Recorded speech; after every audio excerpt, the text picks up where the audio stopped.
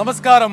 ബാർക്കോഴയിൽ കേരള രാഷ്ട്രീയം തിളച്ചു മറിയുമ്പോൾ Shri K M മാണിയുടെ രാജി അനിവാര്യമോ, ഉണ്ടെങ്കിൽ എന്ന് വരും? ഇതാണ് പീപ്പിൾ ടിവിയുടെ സവിശേഷ ചർച്ചയിൽ പ്രതിപാദിക്കുന്ന പ്രധാനപ്പെട്ട വിഷയങ്ങൾ. നമ്മുടെ ചർച്ച ഒരുപക്ഷെ Shri P C George November 30 മുമ്പ് രാജിവെക്കുന്നതാണെന്ന് പ്രഖ്യാപിച്ചു കഴിഞ്ഞു. ഇവിടെ വന്നിട്ടുള്ള അനുമാനങ്ങളിൽ വളരെ പ്രധാനപ്പെട്ടൊരു കാര്യം, ഈ രാഷ്ട്രീയത്തിൽ എന്തെല്ലാം തലകുത്തി മറിച്ചിലുകൾ ഉണ്ടാകുന്നുണ്ട്, മലക്കം മറിച്ചിലുകൾ. ഒരുപക്ഷെ ശാക്തിക ബന്ധങ്ങളിലും അതുപോലെ തന്നെ വിധേയത്വങ്ങളിലും എന്തെല്ലാം തരത്തിലുള്ള മാറ്റങ്ങൾ സംഭവിച്ചു. എനിക്കൊരൊറ്റ ചോദ്യം എൻ്റെ സുഹൃത്ത് ശ്രീ പി സി ജോർജോട് ചോദിക്കാനുണ്ട്. ഈ ബാർക്കോഴ പ്രശ്നം പൊട്ടിപ്പുറപ്പെട്ടപ്പോൾ ഒരുപക്ഷെ ഇന്ന് ആന്റണി രാജു ശ്രീ കെ എം മാണിക്കൊരുക്കുന്ന കവചത്തേക്കാൾ ശക്തിയുള്ള ഒരു പടച്ചട്ടയാണ് താങ്കൾ മാണിക്ക് വേണ്ടി ഉണ്ടാക്കിയത്. താങ്കൾ റിഗ്രറ്റ് ചെയ്യുന്നുണ്ടോ ഇല്ലയോ? കാരണം ഞങ്ങൾ കേരള കോൺഗ്രസ് ഒരു കോൺഫെഡറേഷനാണ്. മാണി, സെക്കുലർ, ജോസഫ്, ഞങ്ങൾ ഒരു അണ്ടർസ്റ്റാൻഡിങ്ങിൽ ഒന്നിച്ചതാണ്. ആ ഒന്നിച്ചിന് നേതൃത്വം കൊടുത്ത് ഉമ്മൻചാണ്ടിയും രമേശ് ചെന്നിത്തലയും കുഞ്ഞാലിക്കുടി സാഹിബുമാണ്. പല പ്രാവശ്യം പറഞ്ഞിട്ടുണ്ട്. ഉണ്ട്, അത് ഇവരെ ഇല്ല, എൻ്റെ കാര്യം ഞാൻ പറയും. അപ്പോൾ അങ്ങനെ കൂടി യോജിച്ച് നിന്ന് കഴിയുമ്പോൾ കേരള കോൺഗ്രസിന്റെ പ്രശ്നം ചർച്ച ചെയ്യുന്ന സാഹചര്യം വന്നപ്പോൾ മാണിയെ രക്ഷിക്കാൻ ആരും മിണ്ടാനില്ല. മാണി വിളിച്ച് കരയുമ്പോൾ പിന്നെ സ്വാഭാവികമായി അങ്ങനെ ഏക വൈസ് ചെയർമാനെ അങ്ങനെ സംരക്ഷിക്കാൻ നിലപാട് സ്വീകരിക്കാൻ എനിക്കൊന്നും ചെയ്യാൻ പറ്റും. പി സി ജോർജ് താങ്കൾ സത്യത്തിനെതിരെ നിലകൊണ്ടോ? പറയട്ടെ. അന്നത്തെ സാഹചര്യത്തിൽ പുള്ളി 100 അദ്ദേഹത്തിന് വീട്ടിൽ വിളിച്ചു വരുത്തി കരഞ്ഞോ? പിന്നെ കരഞ്ഞു. സത്യം, മാണി സാർ കരഞ്ഞു. അങ്ങനെ ഒരു ഔപചാരികമായ സംരക്ഷണം ആയിരുന്നില്ല. ബിജു രമേശിന്റെ പിതാവിനെ വരെ ആന്റണി രാജു ചാനലിൽ കുമാർ പി സി ജോർജ് എന്താ പറഞ്ഞു? പി സി ജോർജ് അതാ പി സി ജോർജിന് അറിയാം. എന്താ പറഞ്ഞു? ഞാൻ കാണിച്ചു തന്നാലേ. വരട്ടെ നോക്കാം.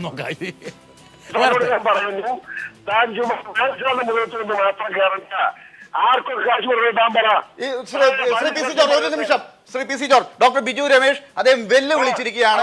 ആർക്ക് കാശ് കൊടുത്തു എന്ന് പറയുക. എവിടെയാണ്, ഏത് സന്ദർഭം, ഏത് സ്ഥലത്ത് വെച്ച്, ആര് കൊടുത്തു ഒന്ന് പറയാമോ? ഇനി ഒന്നും ഒളിച്ചു വെക്കേണ്ടതില്ല. അസോസിയേഷന്റെ ഭാരവാഹികൾ തന്നെയാണ് കൊണ്ടുപോയി കൊടുത്തവരുടെ പേര് വിവരങ്ങൾ ഞാൻ ആരൊക്കെയാണ് കൂടെ ഉണ്ടായിരുന്നത് എന്നുള്ള വിവരം ഞാൻ നാളെ കൃത്യമായി തരാം. എവിടെ വെച്ചാണ് കൊടുത്തതെന്നുള്ള സ്ഥലവും ഞാൻ നാളെ ഒലത്തേന്നും വേണ്ട. കക്കൂലി മേടിച്ചിരുന്നില്ല ഒലത്തിയെന്ന് പറയുന്നത്. കക്കൂലി മേടിച്ചത് നിങ്ങളുടെ നേതാവായ മാണി സാർ തന്നെയാണ് മേടിച്ചത്.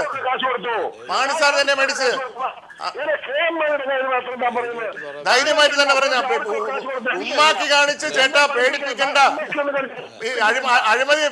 അഴിമതി അന്വേഷണത്തിന് തയ്യാറാണെങ്കിൽ ഉമ്മാക്കി കാണിച്ച് പേടിപ്പിക്കണ്ട.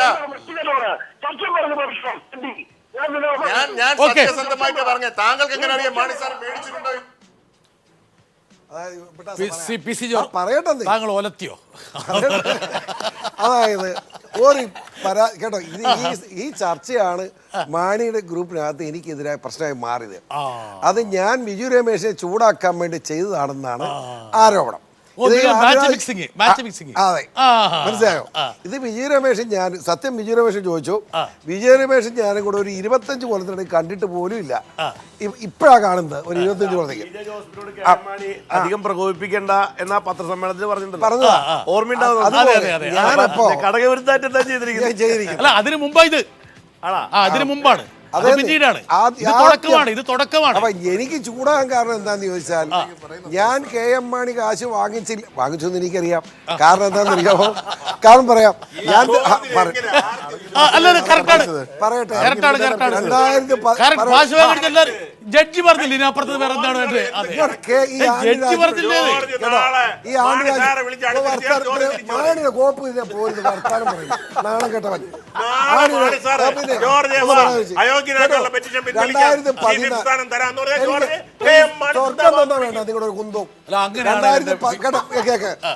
2014 ഏപ്രിൽ 28 ബാർ അസോസിയേഷന്റെ പ്രസിഡന്റ് ആയിട്ടുള്ള ഉണ്ണി കൊല്ലത്ത് കരുനാഗപ്പള്ളി ഗസ്റ്റ് ഹൗസിൽ രാവിലെ 9:30 മണിക്ക് എന്നോട് പറഞ്ഞ കാര്യങ്ങളുണ്ട്. അതിന്റെ അടിസ്ഥാനത്തിൽ മാണി കാശ് മേടിച്ചാന്ന് എനിക്കറിയാമായിരുന്നു. ആ ഉണ്ണി പിന്നീട് കാലുമാറി. ആ ഉണ്ണി എന്റെ അടുത്ത് കാല് മാറിയിട്ടില്ല. ഉണ്ണി എന്നോട് നടന്ന് മുഴുവൻ പറഞ്ഞു. അതിനകത്ത് ഉമ്മൻചാണ്ടിയായിട്ട് ആലോചിച്ചിട്ടാണ് കാശ് കൊണ്ട് കൊടുത്തതെന്നും കാശ് പിരിച്ചു തരുത്തണം പറഞ്ഞു. കൊണ്ടുപോയി ആദ്യം ഇങ്ങനെ 3 ഗഡുക്കായിട്ട് കാശ് കൊടുത്തെന്ന് പറഞ്ഞു. അതിൽ ഇന്ന കാര്യങ്ങളുണ്ടെന്ന് പറഞ്ഞു. ഇപ്പം സംഭവിച്ചിരിക്കുക എന്താണെന്ന് വെച്ചാൽ 10 കോടി രൂപ എന്നെ ബാബുവിനും കോൺഗ്രസ്സുകാരും കൊണ്ട് കൊടുത്തു. എനിക്ക് സീനിയറായിരിക്കും 1 കോടി രൂപ എന്നുള്ള വഴക്കാണ്. അതുകൊണ്ട് 5 കോടി രൂപ വേണമെന്ന് പറഞ്ഞ് വഴക്കായി. ക്യാബിനറ്റ് വെച്ച് പ്രശ്നം ഉണ്ടായപ്പോഴത്തേക്കും ആ പ്രശ്നം എങ്ങനെയോ പുറത്തു പോയി സുധീരൻ കയറി പിടിച്ചിരിക്കുക, ഞങ്ങളെ വെള്ളത്തിലാക്കിയിരിക്കുകയാണ്. എങ്ങനെയെങ്കിലും മാണിസാറിനോട് പറഞ്ഞ് ഈ പ്രശ്നം ഒന്ന് തീർത്ത് തരണമെന്നാണ് എന്നോട് ആവശ്യപ്പെട്ടത്. ദൈവം സാക്ഷിയായത്. ഞാനിത് വിജയനോട് പറയുകയും ചെയ്തു. ഞാൻ നേരെ KM മാണി വന്ന് കണ്ടു. അദ്ദേഹത്തോട് ഞാൻ പറഞ്ഞു, ഇങ്ങനൊരു പ്രശ്നമുണ്ട്, ഇനി ഇത് വെച്ചോണ്ട് പോകുന്നത് നാണക്കേടാണ്, ദൈവത്തോർത്ത് ഇത് തീർക്കണം, അങ്ങനെ ഇതെല്ലാം ക്ഷമിക്കുകയാണ്, ഇത് ഉമ്മൻചാണ്ടി അറിഞ്ഞുകൊണ്ടാണ് ഈ കേസ്, ഇനി വെച്ചോണ്ടിരിക്കരുത്, അങ്ങനെ ആ കാര്യം അറിയില്ല, നീ എപ്പോഴും പറയണ്ടല്ലോ, തീർക്കണമെന്ന് ഞാൻ പറഞ്ഞതാണ്. അപ്പോൾ ഈ ഇലക്ഷൻ്റെ പിരിവാന്ന് പറയാൻ പറ്റാത്തൊരു കാര്യം കൂടെ നിങ്ങളോട് പറയാം. ഈ നിയമസഭാ ഇലക്ഷൻ കഴിഞ്ഞ് ഞങ്ങളെല്ലാം കൂടെ 9 MLA ഒരുമിച്ച് കൂടി. അപ്പോൾ മാണി ഇങ്ങനെ വർത്താനെല്ലാം വെച്ച് ആകെ തെരഞ്ഞെടുപ്പിന് എന്ത് ചെയ്യാനാണ്, നിങ്ങൾക്കെല്ലാം ഇച്ചിരി കാശ് തരണമെന്ന് ആഗ്രഹം ഉണ്ടായിരുന്നു, അത് MLA സ്ഥാനാർത്ഥിയൊക്കെ. പക്ഷേ എന്ത് ചെയ്യാം, 14,68,000 രൂപയും പൊട്ടും പൊടിയോ കിട്ടിയുള്ളൂ, അതുകൊണ്ട് നിങ്ങളെ ഒന്നും സഹായിക്കാൻ പറ്റിയില്ല, ക്ഷമിക്കണമെന്ന് മാണി പറഞ്ഞു. അപ്പം ഞാനിരുന്ന് ചിരിച്ചു എൻ്റെ മനസ്സിൽ. കാരണം എന്ന് വെച്ചാൽ ഞങ്ങളുടെ കൂടത്ത് KC പ്രവർത്തകനായിരുന്ന ഒരു മാന്യൻ എന്നോട് വർത്തമാനം പറഞ്ഞ് എൻ്റെ വീട്ടിൽ വന്നിട്ട് KM മാണി കാണാൻ പോവുക കാശ് കൊടുക്കാൻ. അപ്പം ഞാൻ ചോദിച്ചു, എത്ര ഉണ്ടേ എന്ന് ചോദിച്ചു. 20 മാറ്റി വെച്ച് 20 ലക്ഷം മാറ്റി വെച്ചിരിക്കുകയാണ്, 5 കൂടെ വെച്ചിട്ടുണ്ട്, അങ്ങനെ വഴക്കൊണ്ടാക്കി 25 കൊടുക്കും, അല്ലെ 20 കൊടുത്ത് തീർക്കും എന്നോട് പറഞ്ഞു. ഞാൻ എന്നിട്ട് ഇത് 20 കൊടുത്ത് വിശ്വസിക്കണം.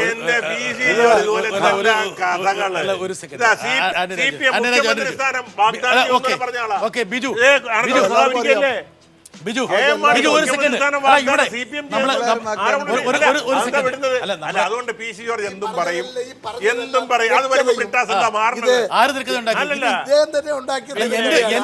അത് എന്റെ ബലമായ സംശയം സുനിലേ, ഇവർ രണ്ടുപേരും കൂടെ മാച്ച് ഫിക്സിങ്. എന്താ കാരണം വെച്ചാല് ആനന്ദ് രാജു ഈ പറഞ്ഞ PC ജോർജിനെ പ്രകോപിപ്പിക്കുന്നു, PC ജോർജ് പറയുന്നു. എനിക്ക് ബലമായ സംശയമുണ്ട് എംകുമാർ.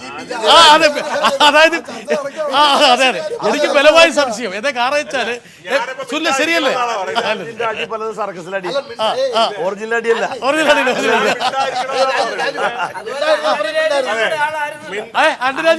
ഞങ്ങളുടെ ആളായിരുന്നല്ലോ. നിങ്ങളുടെ ആളാകില്ല എന്നല്ലോ ഉണ്ടോ ഇനി?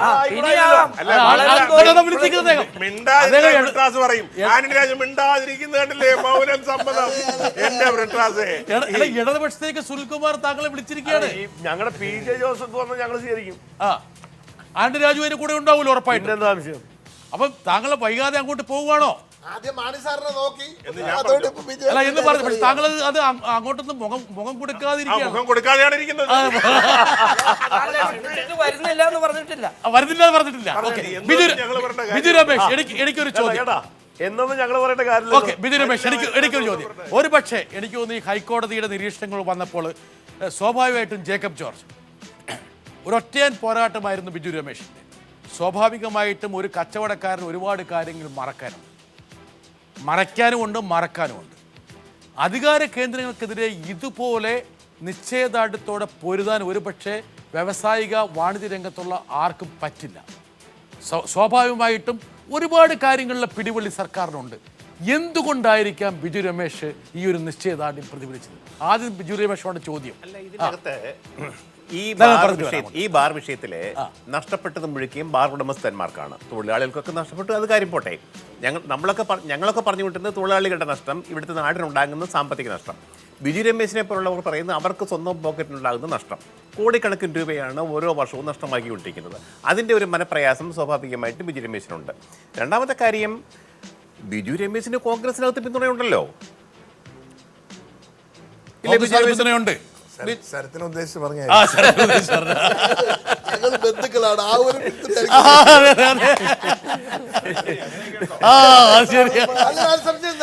ബിജു രമേശ് ഞാനുമായിട്ടുള്ള കുടുംബ ബന്ധത്തെ കുറിച്ച് എന്നെ കേസിലേക്ക് കൂട്ടിക്കൊണ്ടുവരുന്ന ശരത്തേണ്ണ.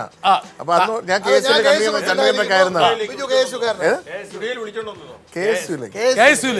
അപ്പൊ ബിജു രമേശിന്റെ രാഷ്ട്രീയ ജീവിതം ആരംഭിക്കുന്നതിന് കാരണക്കാരൻ ശരത്ചന്ദ്ര പ്രസാദാണ്.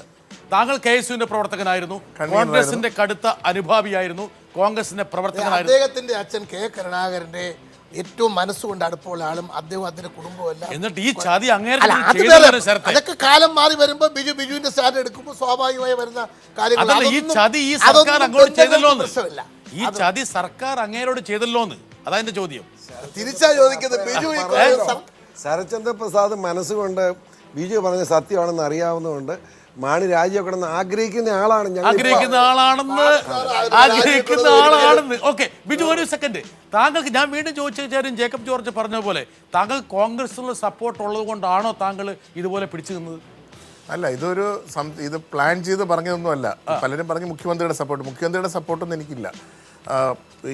ആ ഒരു സാഹചര്യത്തിൽ പറയേണ്ടി വന്നു, അങ്ങ് പറഞ്ഞു. പിന്നെ പറഞ്ഞു കഴിഞ്ഞ് പുറകോട്ട് പോകാനായിട്ട് എൻ്റെ മനസാക്ഷി അനുവദിച്ചില്ല. രണ്ടാമത് ഇത് പറഞ്ഞു കഴിഞ്ഞപ്പോൾ ജനങ്ങളുടെ ഭാഗത്തു നിന്ന് ഈ അഴിമതിയെക്കുറിച്ച് വന്നപ്പോൾ ജനങ്ങളുടെ ഭാഗത്തു നിന്ന് വളരെയേറെ സപ്പോർട്ട്, രാഷ്ട്രീയക്കാരുടെ ഇടയിൽ നിന്നുണ്ടല്ല, ജനങ്ങളുടെ ഭാഗത്ത് വളരെയേറെ പിന്തുണയും സപ്പോർട്ടുമാണ് ആദ്യം വന്നത്. പിന്നെ നമ്മുടേതൊരു വ്യക്തിത്വം ഉണ്ടല്ലോ, ആ വ്യക്തിത്വം അടിയോറ വയ്ക്കാനായിട്ട് എനിക്ക് 10 കോടി രൂപ മാണി സാറിൻ്റെ മകൻ ജോസ് കെ മാണി എനിക്ക് ഓഫർ ചെയ്തു. ആദ്യം ജോൺ കല്ലാട്ട് വഴിയാണ് വിളിച്ച് സംസാരിച്ചത്. അത് കഴിഞ്ഞിട്ട് രണ്ടാമതൊരു രാധാകൃഷ്ണൻ നായർ എന്ന് പറഞ്ഞ ആൾ എൻ്റെ മുമ്പിൽ വന്നിട്ട് ജോസ് കെ മാണി അദ്ദേഹത്തിൻ്റെ ഫോണിൽ വിളിച്ചിട്ട് പറയുക എനിക്ക്. അപ്പോൾ ജോസ് കെ മാണി ഞങ്ങളൊന്ന് പറഞ്ഞു, ഇനി ബിജുവിന് എന്താണെന്ന് വെച്ചാൽ ബിജുവിന് തിരിച്ച് പറയാം. അപ്പോൾ ഇത് കച്ചവടം പറഞ്ഞ് ഒതുക്കുക എന്ന് പറഞ്ഞാൽ നമ്മളെ പർച്ചേസ് ചെയ്യുന്നൊരവസ്ഥ. അങ്ങനെ പർച്ചേസ് ചെയ്യാനായിട്ട് നിൽക്കാൻ ഞാൻ തയ്യാറായില്ല.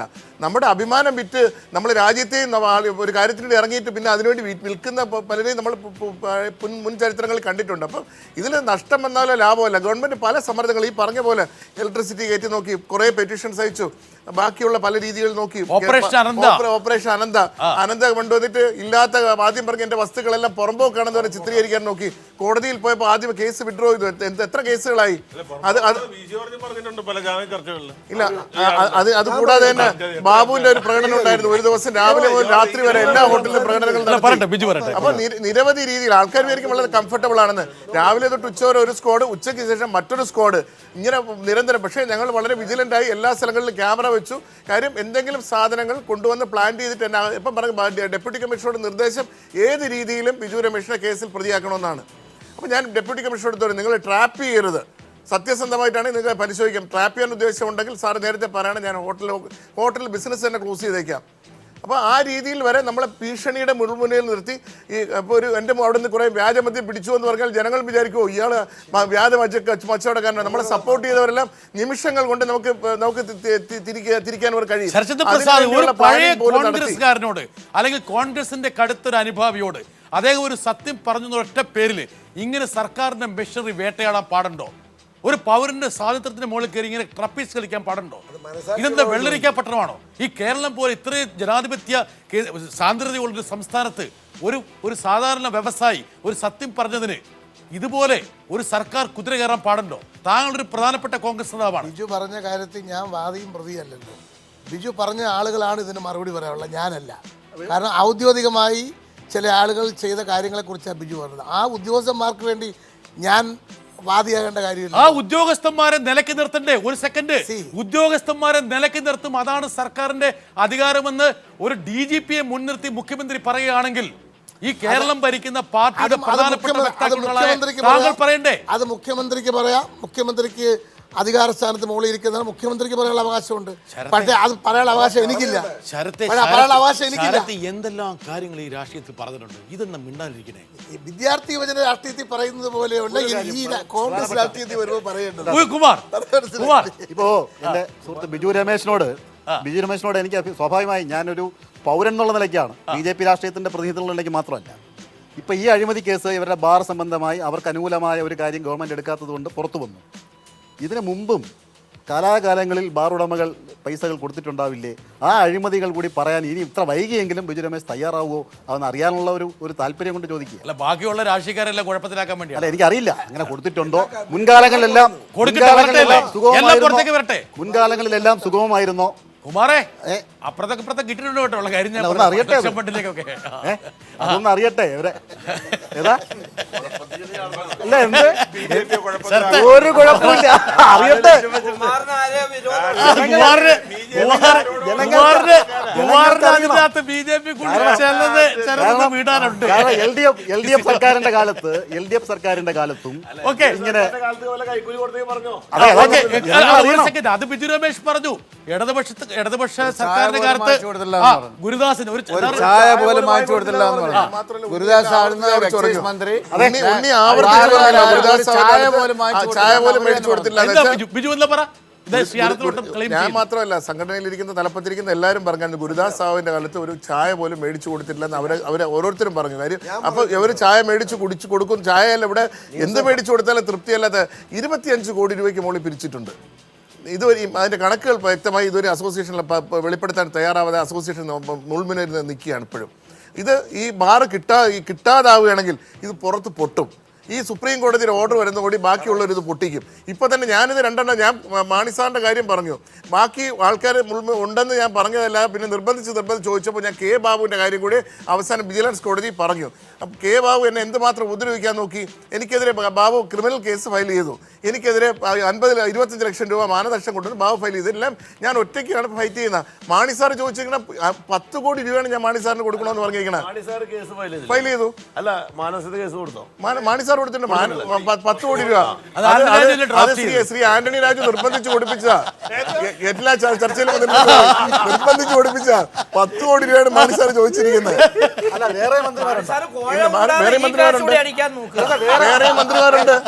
വേറെ മന്ത്രിമാരുണ്ട്.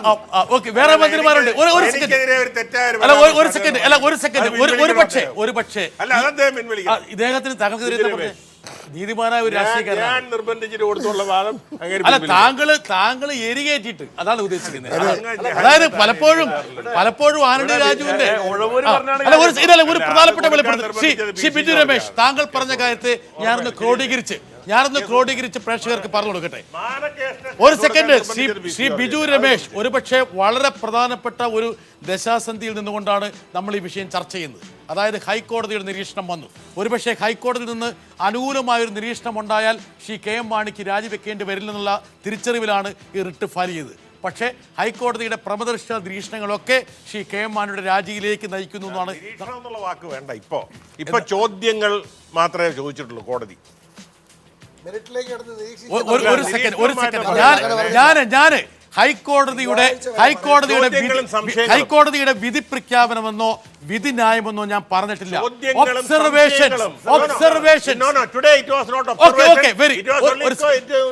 എന്തായാലും നമുക്ക് അതിന്റെ മുകളിൽ ഇഴകീറി സമയം കളയാനില്ല. എന്തായാലും ഹൈക്കോടതി എന്താ പറഞ്ഞുള്ള കാര്യം നമ്മളിവിടെ എഴുതി കാണിച്ചു. എന്തായാലും ഒരു സെക്കൻഡ്. എന്തായാലും ഹൈക്കോടതി പറഞ്ഞ കാര്യങ്ങളല്ലേ എല്ലാവരും കാണിച്ചിട്ടുണ്ട്. ശ്രീ ബിജു രമേശ് താങ്കൾ ഇപ്പോൾ പറഞ്ഞൊരു കാര്യമുണ്ട്. അതായത് 25 കോടി രൂപ ഈ ബാർ കോഴ അല്ലെങ്കിൽ ബാർ ഇനത്തിൽ ബാർ ലൈസൻസ് തിരിച്ചു പിടിക്കാൻ വേണ്ടിയിട്ട് നിങ്ങൾ കളക്ട് ചെയ്തു. അതിനെ താങ്കൾ പറഞ്ഞത് അല്ലല്ല, ഇതിലേക്ക് വേണ്ടി മാത്രമല്ല, ഈ ഗവൺമെന്റ് വന്നതിന് ശേഷം കൊടുത്തിട്ടുള്ള എമൗണ്ടുകളാണ് പറയുന്നത്. ഈ ഗവൺമെന്റ് അതായത് ഉമ്മൻചാണ്ടി സർക്കാർ അധികാരത്തിലേറിയ ശേഷം ബാർ അസോസിയേഷന്റെ ആഭിമുഖ്യത്തിൽ 25 കോടി രൂപ ബാർ ഹോട്ടൽ അസോസിയേഷൻ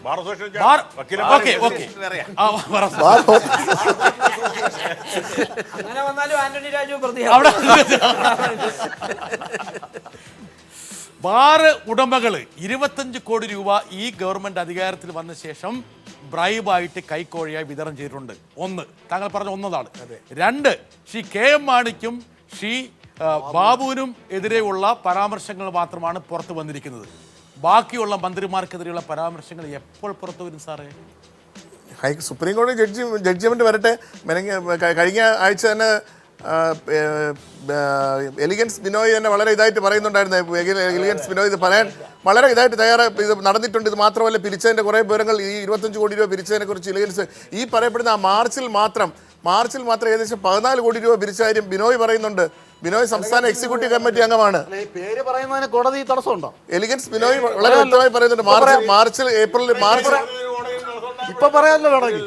അല്ല, ബിജു ഒരു സെക്കൻഡ്. ബിജുവിന് എന്തായാലും ഈ വിവരങ്ങളൊക്കെ ഉണ്ടല്ലോ. ഞാൻ വീണ്ടും ബിജുവിനോട് ചോദിക്കുകയാണ്. ബിജു, ഒരുപക്ഷെ ചരിത്രം ആവർത്തിക്കട്ടെ. എന്നാൽ ബിജുവിന്റെ ഈ സ്റ്റുഡിയോയിൽ ഇരുന്ന് നടത്തിയ ഒരു പരാമർശമാണ് ഒരുപക്ഷെ കേരള രാഷ്ട്രീയത്തെ ഇളക്കിമറിക്കുന്ന സംഭവവാസങ്ങളിലേക്ക് വഴിവെച്ചത്. ഇനി താങ്കൾക്ക് രണ്ടാം ഘട്ടം ആരംഭിക്കാം. രണ്ടാം ഘട്ടത്തിൽ താങ്കൾ പറയൂ. നീതിയുണ്ട്. ഇന്ന് പറഞ്ഞില്ലെങ്കിൽ താങ്കൾക്ക് വേറെ പറയാൻ അവസരം കിട്ടണമെന്നില്ല. ഇന്ന് ഏറ്റവും പ്രധാനപ്പെട്ട സന്ദർഭമാണ്. താങ്കൾ പറയുന്നു മറ്റ് മന്ത്രിമാർ ആരൊക്കെയാണ്, ഞങ്ങൾ അറിയട്ടെ, ജനങ്ങൾ അറിയട്ടെ. ഞാൻ ആദ്യത്തെ കേസ് തന്നെ പറയും, ബാബുവിന് 10 കോടി കൊടുത്തതിൽ 50 ലക്ഷം രൂപ വെച്ച് 2 പ്രാവശ്യം സെക്രട്ടേറിയറ്റിനകത്ത് കൊണ്ടുപോയി അദ്ദേഹത്തിന്റെ മുറിയിൽ കൊണ്ടുപോയിട്ടാണ് അദ്ദേഹത്തിന്റെ പ്രൈവറ്റ് സെക്രട്ടറി കൊണ്ട് ഏൽപ്പിച്ചത്. ഞാൻ കൊണ്ട് ഏൽപ്പിച്ചാണ്.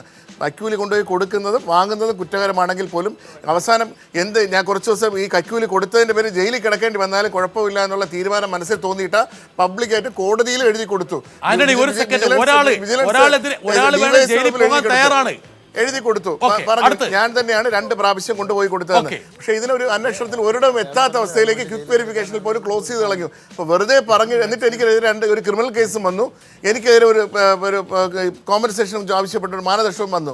അപ്പോൾ ഇതിനൊരു തീരുമാനം ആകാതെ ഞാൻ വെറുതെ നിരവധി കേസുകളിൽ മാത്രം പ്രതിയായി ഈ കള്ളന്മാരും കൊള്ളക്കാരന്മാരും എല്ലാം പുറത്തിരിക്കുകയും ഈ വിളിച്ചു പറഞ്ഞ് ഞാൻ മാത്രം ജയിലിൽ പോകാൻ ചെല്ലുന്ന ഒരു അവസ്ഥയാണ് ഇപ്പോൾ നിൽക്കുന്നത്. അപ്പോൾ കൊണ്ടുപോകണമെങ്കിൽ ഞാൻ അവരെയും കൊണ്ടേ പോവുള്ളൂ. അപ്പോൾ അതിനാദ്യം ഈ ബാബുവിൻ്റെ കേസ് എങ്ങനെ വരുമെന്ന് ഞാനൊന്ന് പഠിക്കട്ടെ. CBI എൻക്വയറിക്ക് ഞാൻ ഫയൽ ചെയ്യുന്നതിനെ കുറിച്ച് ആലോചിച്ചുകൊണ്ടിരിക്കുന്നത്. BJP സപ്പോർട്ട് ചെയ്ത് മുന്നോട്ട് ഈ അഴിമതിയെ പൊളിക്കാനായിട്ട് മുന്നോട്ട് വരുമോ എന്ന് BJP-ക്കാരും ഇതുവരെയും പറയുന്നില്ല. BJP രാഷ്ട്രീയം പോലും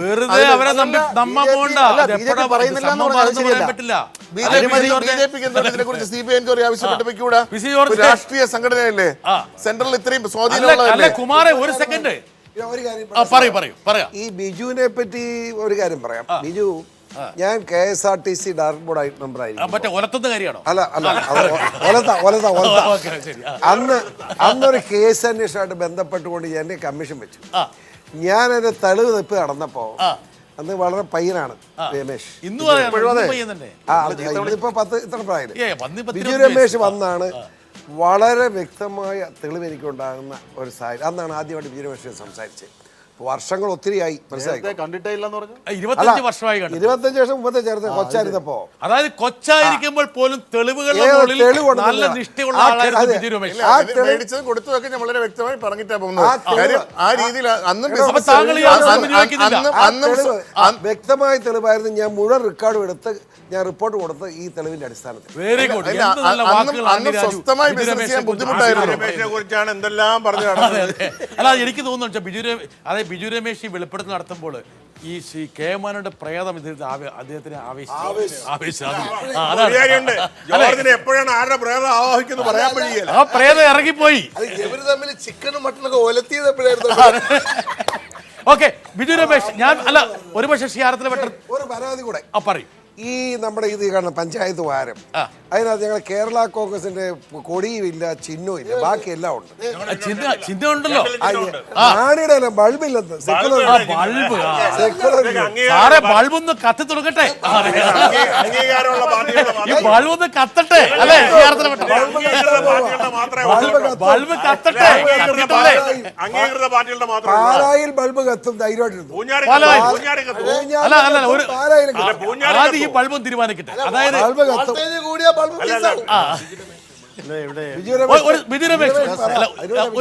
ഒരു കാര്യം നമ്മൾ ചർച്ച ചെയ്തൊരു വിഷയമുണ്ടല്ലോ, കോടതിയുടെ വിധിയും ഹൈക്കോടതിയുടെ വിധിയും അതിന്റെ പരാമർശങ്ങളുടെ ഇവിടെ എഴുതി കാണിച്ചു. ഹൈക്കോടതിയിലെ ഒബ്സർവേഷൻ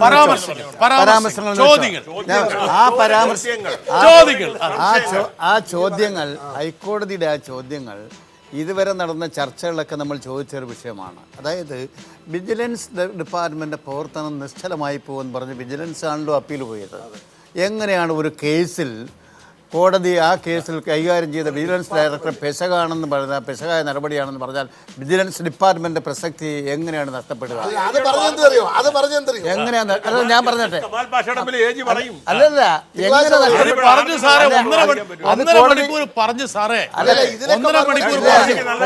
പറഞ്ഞ ശേഷമാണ് ഈ കോടതി ഇത് പറഞ്ഞത്.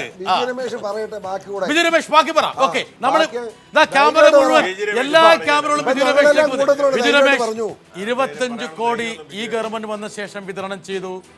മാണി സാറിനെ കൊടുത്ത് താങ്കൾ പറഞ്ഞു, ബാബുവിന് കൊടുത്ത് പറഞ്ഞു, ബാക്കിയും കൂടി പറയൂ.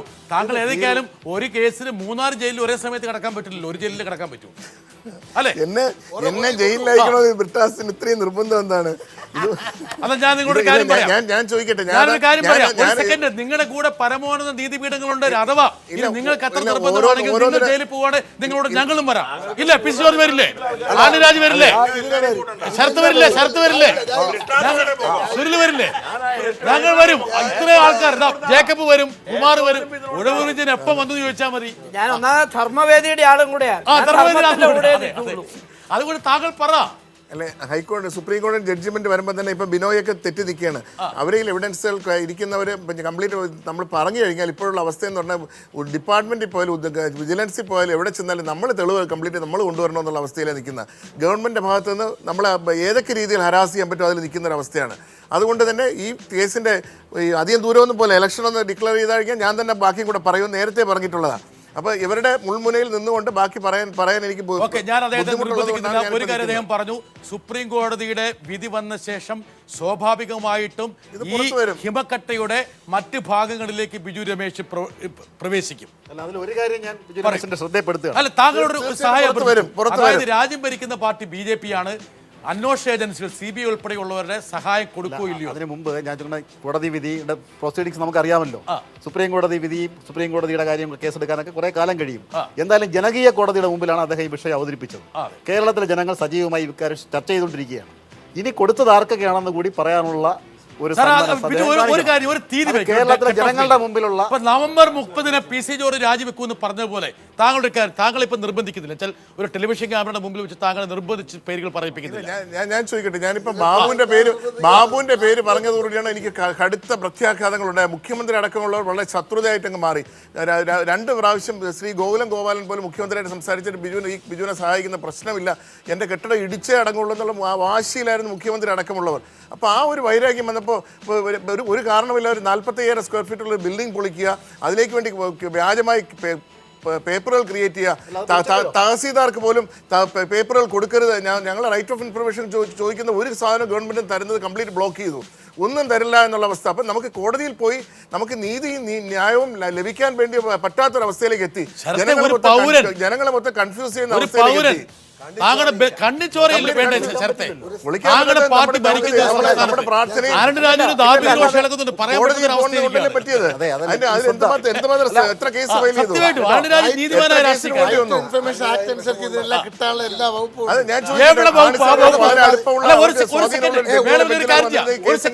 ഈ കേസ് അന്വേഷിച്ച പ്രധാനപ്പെട്ട ഒരു ഉദ്യോഗസ്ഥ നടത്തി വെളിപ്പെടുത്തൽ നിങ്ങൾ, അതായത് ബിജു രമേശ് എന്നുള്ളൊരു സാധാരണക്കാരനായ വ്യവസായിയെ കുറിച്ചല്ല ഞാൻ പറയണേ. ഈ കേസിന്റെ ഇൻവെസ്റ്റിഗേറ്റിംഗ് ഓഫീസർ അല്ലെങ്കിൽ കോടതിയുടെ ഭാഷയിൽ പറഞ്ഞ പോലീസ് സ്റ്റേഷൻ അല്ല ഇതിന്റെ അന്വേഷണ ഉദ്യോഗസ്ഥൻ പറഞ്ഞ വാക്കുകൾ കേൾക്ക്. SP സുകേശൻ ഈ രാജ്യത്തടക്കാണ്. അതൊക്കെ എന്നെ കുറിച്ച് അത് സാറേ അത് അവരാണ് ചെയ്യേണ്ടത്, മനസ്സിലായില്ലേ?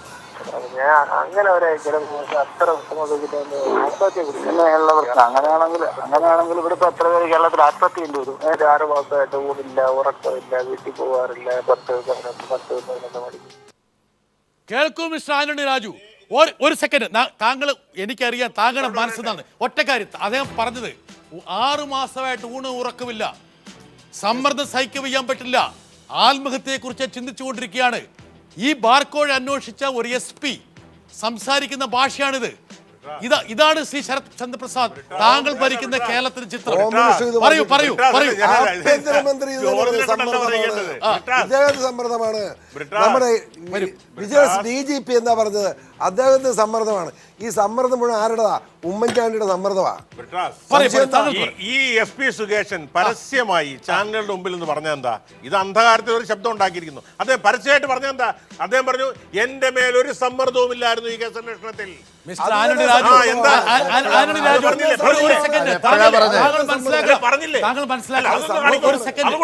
ഒരു സെക്കൻഡ്. അതായത് ഒരു സൂപ്രണ്ട് ഓഫ് പോലീസിന്റെ പരിധിയും പരിമിതിയും നമുക്കറിയാം. അദ്ദേഹത്തെ കൊണ്ട് അദ്ദേഹം തയ്യാറാക്കി കൊടുത്ത റിപ്പോർട്ട് പോലും തിരുത്തി മാറ്റിച്ച് നിർബന്ധിച്ച് സമ്മർദ്ദം മാറ്റിച്ച ഒരു സംവിധാനത്തിൽ, അത് മാത്രമല്ല ഒരു അല്ല അങ്ങനെയാണ് അദ്ദേഹം എന്തിനു പറയണം? എനിക്ക് സമ്മർദ്ദം ഇല്ലായിരുന്നു എന്തിനു സാറെ പറയണം? രക്ഷപ്പെടാൻ വേണ്ടി തട്ടിക്കളയും വേണമെങ്കിൽ തട്ടിക്കളയും ഇല്ലേ കുമാരൻ തട്ടിക്കളയില്ലേ അദ്ദേഹം പറഞ്ഞാൽ ഈ ഫാക്ചർ റിപ്പോർട്ട് കോടതി വരുത്തി പരിശോധിച്ചില്ലെങ്കിൽ നമ്മൾ അറിയാൻ പോണ്ടോ? അതെ അറിയാൻ പോണ്ടോ? ഒരു സെക്കൻഡ് ആനന്ദ് രാജു, നിങ്ങൾ ഇത് പറയുന്നുണ്ടല്ലോ, ഈ സുകേശൻ തന്നെ മനസാക്ഷിക്ക് അനുസൃതമായി തയ്യാറാക്കിയ ഈ വസ്തുതാ റിപ്പോർട്ട് കോടതിയുടെ മുമ്പിൽ വന്നപ്പോഴാണ് ഇതിന്റെ ചിത്രം അനാവരണം ചെയ്യപ്പെട്ടത്. ഞങ്ങളും കക്ഷിയല്ല, നിങ്ങളും കക്ഷിയല്ല. അപ്പോൾ അദ്ദേഹം പറയുന്നത് ഇത് ട്രയൽ സ്റ്റേജിലാണെങ്കിലും വന്നേ പറ്റൂ. ഈ റിപ്പോർട്ട് ട്രയൽ സ്റ്റേജിലാണെങ്കിലും ഇത് വരും. അതായത് ഒരുപക്ഷെ ഈ സംസ്ഥാനത്ത് ജേക്കബ് ജോർജ് ഒരു SP-ക്ക് ആത്മഹത്യയെ കുറിച്ച് ചിന്തിക്കേണ്ടി വരുന്ന ഓൺ ചെയ്യാത്തൊരു കാര്യമാണ്. SP ഓൺ ചെയ്തു. ഒരു സെക്കൻഡ് ആനന്ദ് രാജു, ഒരു സെക്കൻഡ് ഞാൻ